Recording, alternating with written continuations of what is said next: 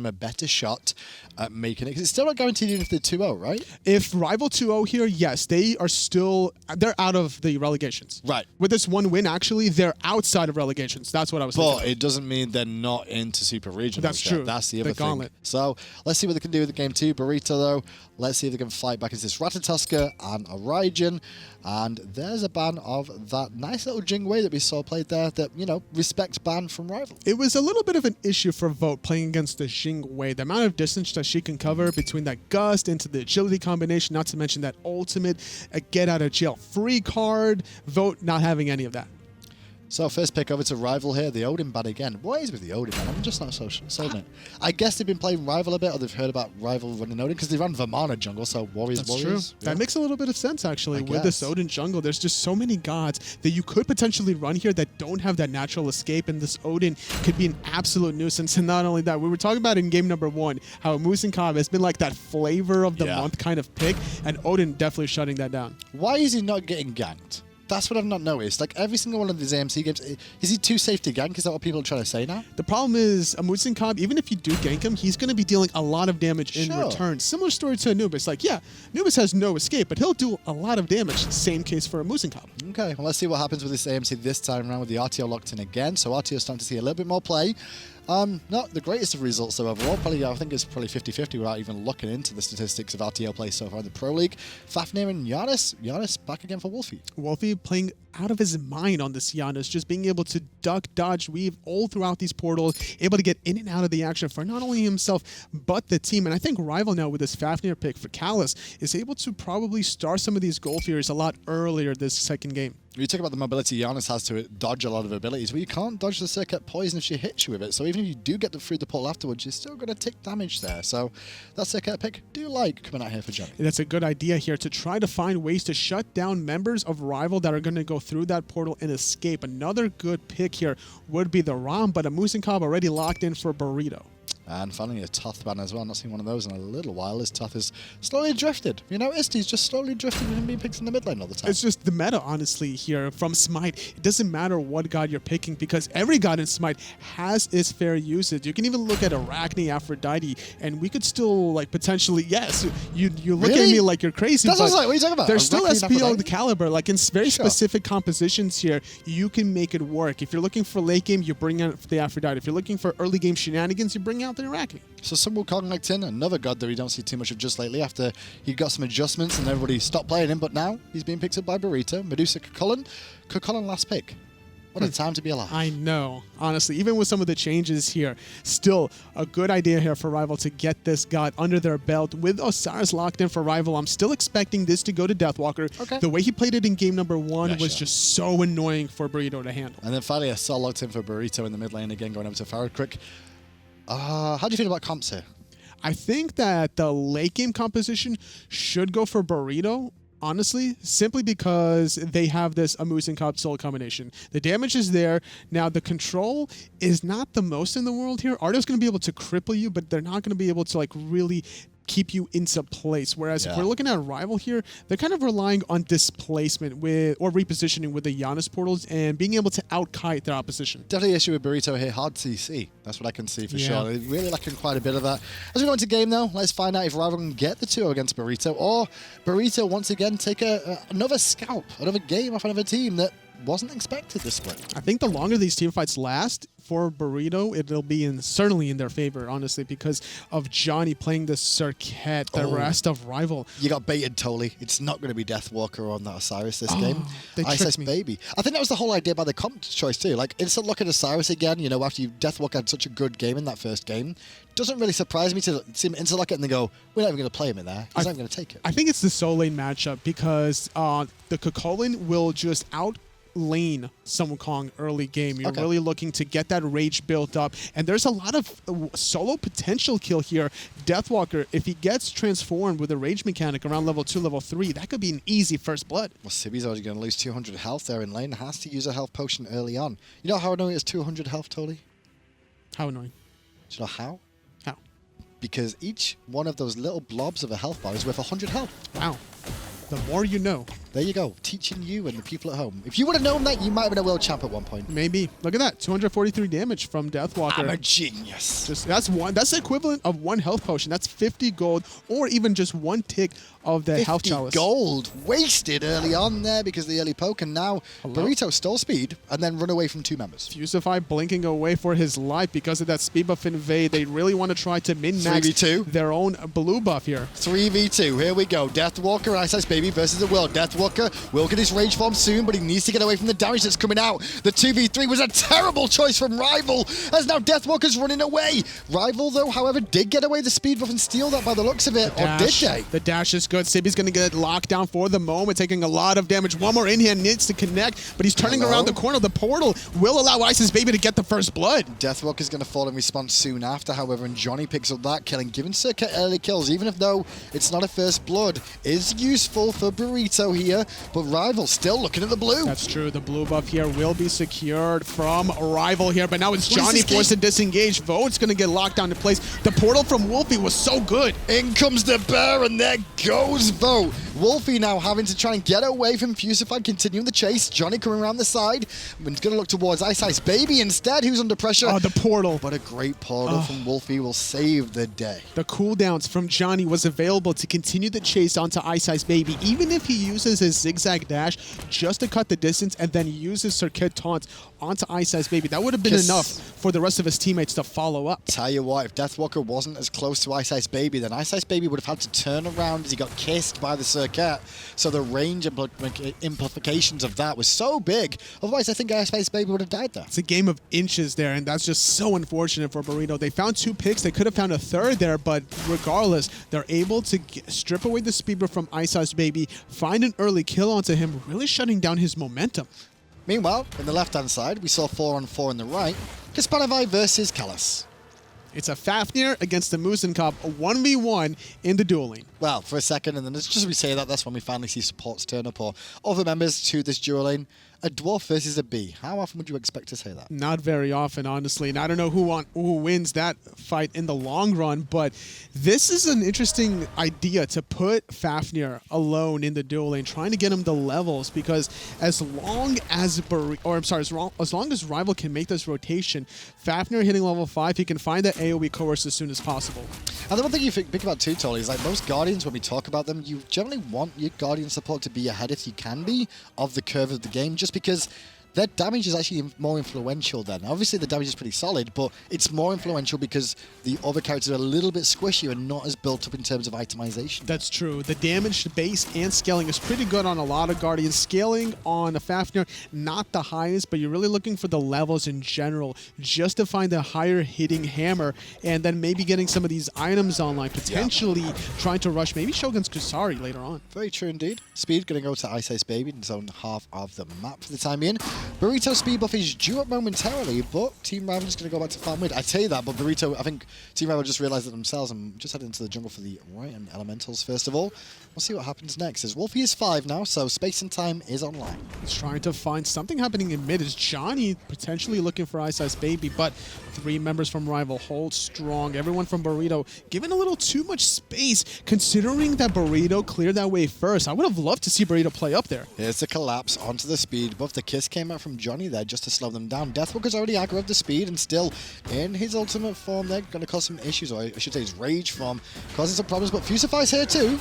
2-on-2 there until the rest of the teammates come. Burrito will secure their own speed buff. And Johnny will pick that up quite happily. And blue is also now available for Burrito to look at again. Rival don't invest as much as last time, Tolly. They did get, they got a good engage off, but they still lost a couple of kills to the one they got themselves. Now I understand why Burrito didn't want to force the issue in the mid lane, was simply because they expected Rival to kind of make this rotation towards the speed buff, knowing when that timer was. And because we were talking about that matchup, Kukulin against Sun Wukong favoring Deathwalker, he was able to make his presence there felt, but Burrito responding perfectly. And you could also see why Rival didn't aggress too much because Wolfie's actually low on mana here, so it means he wouldn't have been too much of an impact in these fights. Outside of maybe Space and Time or one unstable Vortex, he wouldn't have had the mana to really contest that, and so Burrito had that window to defend quite easily. And not only that, Wolfie still wants to finish off that Book of Thoth. Now completing it upon his first bag will have the luxury of building those stacks. Well, here we go. Vote forced to beads as Fusify looking to pressure. Ooh, nice the ultimate turnaround. that hits Kaspanify. Kaspanify was late on the beads, and Callus can clean this up if he needs to, but Vote did all the work himself. He got caught with his pants down as Fusify runs away. Kaspanify getting hit with that hot flick 180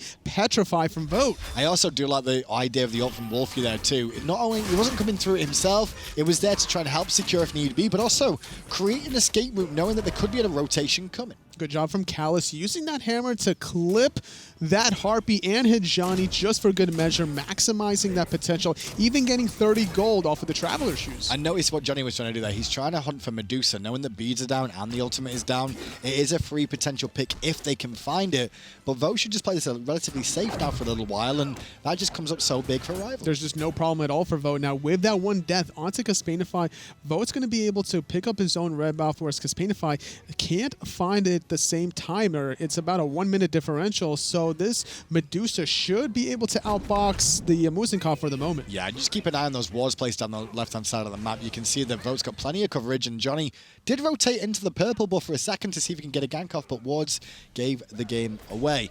Paul Demon's out for a while, yeah, but Ice Ice Baby might not be up for very long at all because he took a lot of damage there, but the turnaround is fair play. Sibby going up in the cloud. He's probably going to land onto Ice Ice Baby. Tether going to help him by the moment, but the portal from Wolfie keeping Ice Ice Baby alive, not able to find it. He's going to get slow though. Oh, he got baited under the tower. That was all. That Wolfie played that so well. Not only did he do the portal to get him out, but then he stood in front of the bear and went, I'm just going to stand here. Don't mind me. Oh, you wanted to go and catch him? Oh, you can't catch him anymore. That body block from Wolfie prevented one of the ticks during the Druid Stance third ability. If all 5 of those ticks connect, then Ice Ice Baby will be rooted for that split second. And that could have been all he needed to find the kill. Fusify, very ambitious trying to find the kill. That was a hot play, though. That was really cool to watch. Wolfie did great work in that saving Deathwalker. Sorry, Ice Ice Baby, I should say, from almost imminent death, and in the end, getting themselves a kill for it. But the question is now is Rival playing this Giannis almost perfectly here.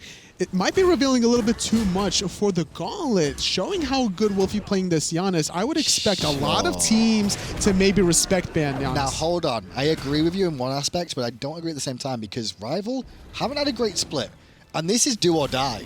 So, like, every game they have to win, so you can't really hide strategies at this point, even though you would want to. Instead, you've got to go around killing bears as fast as you can. Can't run away with the chain locking him down. Deathwalker going to need 1 tick of the taunts there. Johnny not able to fully commit under that tier 1 tower. Rival walk away cleanly, picking off Fusify. Space and time to the right-hand side. That's more to really help Deathwalker if need be, and if he does manage to pick up Sibby there, Deathwalker could have turned that on its head.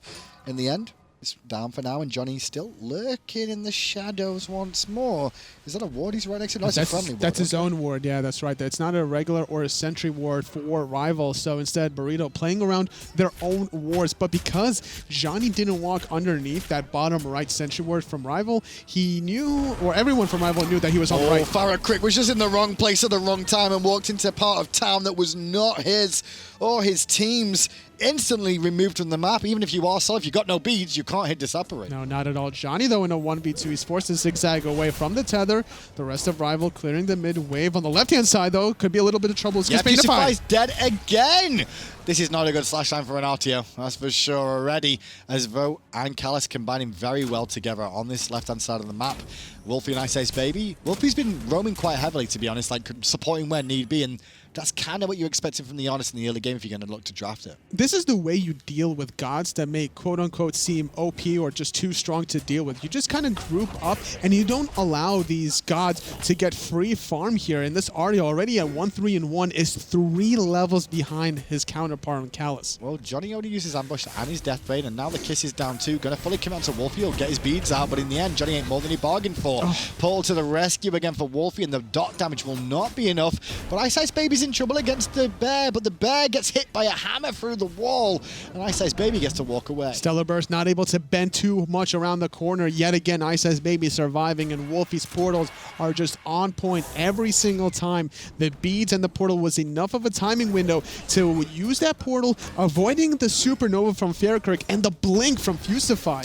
And Fusify at level 8 right now, still trying to pressure Ice Ice Baby. Has to be careful here as he goes into the pressure, but it's only Callus who doesn't have his hammer just yet. It is 10 minutes in now, though, Tolly, and Gold Fury and now Portal Demon join the fray to be potential opportunities for both teams. But Burrito are a little bit too hesitant to start any of these objectives, whereas Rival know that they don't have to ever start these objectives. They're building a lead without that neutral Wolfie camp. space and time through the wall and hits Fairkirk in the face, followed by the unstable Vortex. Goodbye, my friend. You will be missed, and that could present an opportunity towards gold here. This is why Giannis's can be so hit or miss with plays like that. If it connects, it's almost a guaranteed kill. But now if you used it and you don't find the kill, now, because you went through the portal, you can't take it going backwards. But that was all Callus, really. The hammer confirmed the kill, and he was just on his own, so nobody really thought there could be a portal coming through. Gold Fury's gonna go quick. Burrito couldn't defend in time, get in position to do so, and Rival starting to run away with game 2. That's right. They're about 4,000 gold in the lead, 11 minutes in, and more importantly, that 5,000 experience marker. This is the Rival that we've been known to see earlier on in the spring and the summer split. Oh, Deathwalker's a little bit far forward here. Has to be careful, trying to steal away a blue buff. Doesn't even manage to do it, and now he's trapped in a corner with nowhere to go. Ulted by Johnny as well, so Poison's ticking away. Gets his ult off himself, and in comes Ice Ice Baby to the rescue. Too little, too late, however. Sibby gets credit for the kill, and Ice Ice goes, well, I tried. But they're not going to lose much off of that, honestly. Burrito, they find the kill, but what are they going to get? Are they going to try to force the Portal Demon here, considering there's no mana on Sibby, considering the ultimate from Johnny was expended? Ice Ice Baby alone can easily stop Burrito from any attempts on the right. Vote on the left-hand side just continues to pressure this AMC. Johnny jumps into 2. Madman just about survives. I mean, sometimes you need to be confident in being a jungler here, especially in the SPL, but there's such a thing called overconfidence. I'm not sure if Johnny even knew that there was 2 Rival members around that I don't think he did, because otherwise, I mean, work this out. No beads, no ultimate. Do you jump into 2 characters that both have CCs? That's true, but Sirket using a lot of his mobility. Did it again. Yet again, trying to do that 180, but this time, there's no assistance for Vote, and there's 3 members from Burrito. Nice rotation in from Johnny towards the end of that too, and Kispanify definitely telegraphed it. You did it once, shame on me, do it twice. No, that's not going to happen again. Just always going to be very mindful now as Kispanify. He's like, all right, you got me. You caught me slipping. No more. And now with that, there's a bit of pressure on the left-hand side for Burrito, but Kispanify's out of mana here, but he's still AMC, so auto attacks with those minions will start to chip away at the tower. Good news is, though, that Callus turns up just in time, and Disarm is so useful against some of these auto attack-based guns. It's funny because it's such a soft CC, but it provides a lot of impact, especially as the game progresses. As Kispanify is going to have more damage, more attack speed between the items and his hives, that Disarm is going to be more valuable. And talking about Disarms, I mean, one thing that always goes hidden most of the time with AMC, which was one of the buffs that he's had in recent times, you know, which before we've seen him regularly in competitive play. Disarm because of the bees. Like, keep the buff on there and get disarms that come into play. After a couple of consecutive auto attacks after the bees have been applied, that I think it's after the 4th in-hand hit where the disarm takes into effect. And that's another reason why we're seeing more and more Amusin comps, whether it's the mid lane or in the dual lane. Got a bit more control now, I guess, because he used to use the honey for control and damage, if anything else. The cripple, the Stinger was useful for crippling people, and a bit of burst damage, but over the night it wasn't as good. But now hives give you wards, obviously sustaining attack speed that they're used to as well. But then you've also got that disarm that started to come into play a bit more. I mean, a 20-second cooldown, 275 base damage nuke from a Amusin comp at level 5 is not a bad thing if you have good accuracy. Fusify is currently taking on 3 members, surrounded again and left alone. Ryan Sadge, because Sibby can't do anything about this one as he's still fighting. Fusify bought a lot of time though, but he's still going to go down. It did cost Ice Ice his ultimate, but it cost Fusify his life once more. Lord of the Afterlife was used. The same thing with the Somersault Cloud. Sibby trying to find an option, but Deathwalker and Ice Ice Baby going to cover it. And then comes Johnny soon, but no, Johnny's cut off from option because of Callus. Sibby gets away, but no, he walks into the portal and is removed from the map. Johnny now ults Wolfie, who can walk away, and Johnny has to disappear from this engagement too, so 2 more picks for Rival. Using a couple more ultimates, but no response from Burrito. They're not able to avenge any of their fallen brothers here. Rival now grouped up around this Portal Demon. So this could be a potentially really quick pick. Johnny is here, no ultimate. Beads and Blink available though, so we'll be looking for a low health target if you can find one. Wolfie's the option, who doesn't have his beads, but still has Aegis available. There's the Blink, there's the Kiss, there's the Deathbane. The Aegis will buy him enough time to survive, followed by a Shell, which came out from Callus there too. So Wolfie knew what was going on and survives in time. Perfect execution from Rival. They find the kill, they get the Gold Fury that they came for. Fusify tried to do what he can with a nice little blink there, but Johnny not able to lock anyone down. Deathwalker and Callus fighting the bear once more as he will run away along with Farrakrick, who's still under pressure, gets stunned and blazed by Deathwalker. Deathwalker eats more damage than he wants. You've got to be careful of Caspanify here because there's a big old stinger.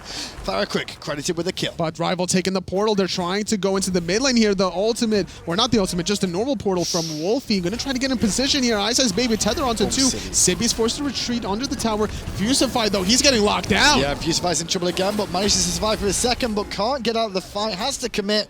Another member dead, 1 for 1. Tier 1 tower being looked at. A lot of these frontliners are just too ambitious here. Deathwalker taking an early spill. Fusify as well. Now Ice Ice Baby diving the backline, killing Sibby. Rival get the tier 1 mid. And Wolfie is still fine yet again.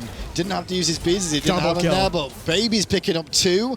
And the tier 1 tower falls. Gold Fury's available here. And Vote's looking that rough direction. They're trying to go for it, and I love that Callus is staying here. He has enough mana for 1 coerce, and that's all he needs to do. Onto Vote to find another objective here. Rival have been on the ball this whole entire game. Game 1 was not sketchy necessarily, but a slower start from Rival. This time, game number 2, already 8,000 almost in the lead.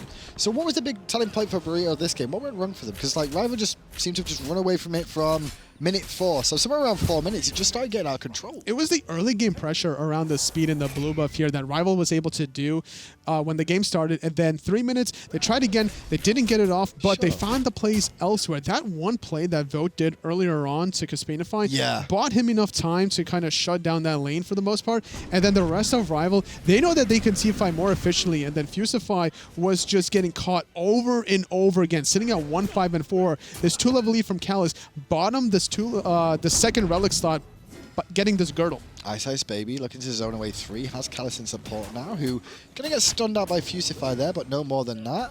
Meanwhile, Johnny skimming to the right-hand side here, realizing that Vote has made a rotation to that side, is now on the left. Wolfie is defending against the AMC as the fight is on the right. Callus trying to flank. He's not going to be able to connect with that hammer. Good zigzag from Johnny. Ice Ice Baby keeping 2 Burrito members locked down. Someone going to die. Johnny's half his health. Enjoy that one, my friend. And with that, they have to leave up that tier 1 tower on the right, so Rival will take it for free. And because Johnny got clipped by that ultimate, he's going to be very hesitant about using that blink to engage. Sure. Now, Burrito trying to answer back at the tier 1 tower in mid, but the collapse is coming from Rival, so they don't get to hang around as long as they want to. And even with AMC now rotating over, it's freed up Wolfie, and that means Johnny's under pressure. Johnny will get away. Ice Ice Baby caught in an awkward spot. No ultimate, but he took a lot of damage. Fusify is going to go on to Wolfie doing what he can. Farrakrick's in trouble on the top-hand side. There's not much peel. And there's an ultimate out from Vote. He will pick up Farrakrick, but gets ulted himself too. Johnny looking to Deathbane through, but the Aegis and a Shell will buy him a moment. Deathwalker now joins the fray. Caspanify the focus, which is the B in trouble. B's going to fall down here any second, as you did see. Johnny falls back to base one more time. Thorns into B's equals no more B. Vote versus Fusify, and Vote will take that kill once more. Fusify just too far behind. Sibby in a little bit of trouble, but the unstable Vortex not on the mark. However, 2 Rival members surrounding the Sun Wukong. That's only 1 dead from Rival, 4 for Burrito. Ice Ice Baby getting maximum value from his life. 18-6, and Vote's just going to have a nice little chill in the jungle for a moment or two and realize what we just saw happen. That's exactly what Fusify has been doing incorrectly this whole game, just overextending so far forward,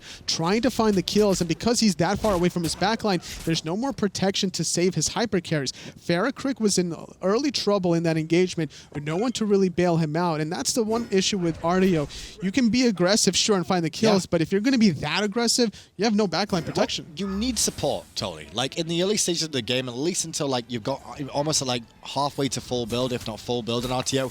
That's when you consider a team of 5. Like that's where people show off with RTO because you're nice and tanky and healthy and can sustain for a while. But in the early game, not the case. Being, for example, 5 levels behind the carry in Medusa. You can't really take those trades. That's why a lot of RDOs will go in the soul lane. Fusify yet again in a lot of trouble, forced to retreat through space and time, almost clipping in both though, taking an early spill. Fusify has to blink over the wall back to safety. Johnny pinned in an awkward spot too, but still playing the circuit. Should slip away with the speed buff. Deathwalker though, having to run for his life. Portal to the rescue. Last portal closes in his face. Well, the stun from Callus is so good. He's now going into the cloud. He can't cut the distance to lock down Deathwalker. Only Vote falling. Callus is probably one of the best uses of the hammer on Fafnir than anyone I've seen. It's such a difficult ability to connect. He's so accurate with it, and that's why people are so scared of him, because he just does that so many times. And not only does he just normally connect with the hammers, but it's the timing of when he connects, interrupting abilities with that stun. He basically just embodies being a dwarf and a dragon, it feels like. That's the problem. Fusify going to try and zone in Wolfie, and Wolfie's rooted in place, going to eat a bit of poke damage, but not enough Aegis. Bought Wolfie a moment, but he's blocked off from getting to his ball. Jukes him in, jukes him out, gets away. Ice Ice Baby, he's the one under pressure, but the tether and the unstable vortex is going to allow them to turn this around, and in comes Deathwalker now too, as Ice Ice is just trying to get away from Johnny. Does so for a little while as the minions come through. He's kiting. He's kiting so much. Still dead. The threshold giving him the mobility that he needs. Johnny, he's not done yet. Johnny, he gets baited. Rival finding 1, 3 now actually. Make that 4 only because Painify is alive and he's in the fountain. Real shame to see some of the members of Burrito who have had good performances through this year, on and off, taking games of energy, have a game like this in the final week. You know, that's just unfortunate play where they just too many times this game where the people have got away with low health that should never have lived. Never have lived. Never in a million years, but Rival, they're just so elusive this game, and we're talking about Wolfie playing this Giannis, whether it's the portals or the threshold. There was a portal on the ground that Johnny had to kind of sidestep to prevent himself from going up and down through the cosmos, and then the threshold that he couldn't go through either. Yeah. Those two abilities, they might not seem like they cover much distance or anything, but they make a huge difference. Now, obviously, hi to the Urchin online for Wolfie. I'm just going to mention it because obviously everyone will be talking about it, because I see it too. Obviously, it's fully stacked, and having a healthy Giannis, he's not going to do that much damage. He's doing consistent damage because he's not dying, is the real key, hitting us through space and times. But his actual support for his team is just so strong this game, too. Being a tanky version of it, too, just makes it even trickier to do. It's all about the utility. There's been a lot of times and situations Johnny trying to do what he can against a level 17 Osiris with a lot of health. Speed buff on this Osiris. You can zigzag away all you want, but it's all a bait here because Rival are getting this Phoenix guaranteed on the right. Here's the chase. Run, Johnny, run. Ice Ice is coming, and he's got Talaria boots and a speed buff. You might be Circuit, but I think that trade could have been really fun to watch because I think it was really close. It could have been whatsoever, though. Keep going. Johnny actually gets interrupted. Ice Ice Baby, he's not going to let this go. He kites him backwards underneath. Johnny's probably going to try to go down to this tower here, but the blink out of combat for 3 seconds. But Ice Ice Baby's out of combat too. Yeah, Ice Ice Baby. Why did he take away from the fight? What does he die to Thorns? Die to the Thorns! Die to the... No, he's not going to. Mystical Male kills? No. Go on, Ice Ice. Hey, we got him. Meanwhile, Sibi takes to his cloud defensively. Going to reach on a little bit upboard there. But Fusify surrounded again. His Thorns are now used defensively. But Sibi eats a hammer again. Or rather, the hot breath of Painify going to get stunned out there in the backline. Ice Ice Baby wrapping around. Wolfie going through the portals. The separate is good enough from Farrakrick. They're still kiting around as the tier 2 tower gets aggressed on. Okay, Kispadify will pick up Callus. They were bought up too much more than he could chew, but Fusify's going to fall, followed by Kispadify. He's juking around, but walks through a portal from Wolfie.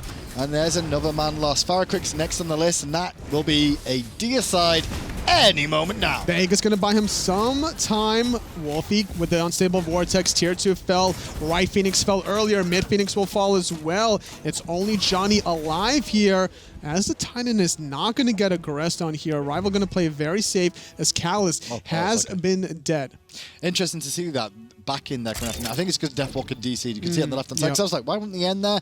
But pause, get the teammate back first of all before they close out the game. They do have 5 inch on the right-hand side too, totally coming in because they got that Phoenix a little bit earlier on. So Rival looking good for 2-0 right now. Oh, they're looking so good for this 2-0. This is so important for Rival. If they get these... What's that put to? If they close this game out 2-0, they're going to be at 8 points. Okay. Energy is going to be their next and last opponent, and Energy is at 6 points. And to think that either of these two teams, between Rival and Energy, will not make Super Regionals is just almost unheard of. Definitely possible. Definitely possible. And that's the crazy thing, because 2 teams will be in the gauntlet for sure. Yes. And only 1 can come out of the gauntlet.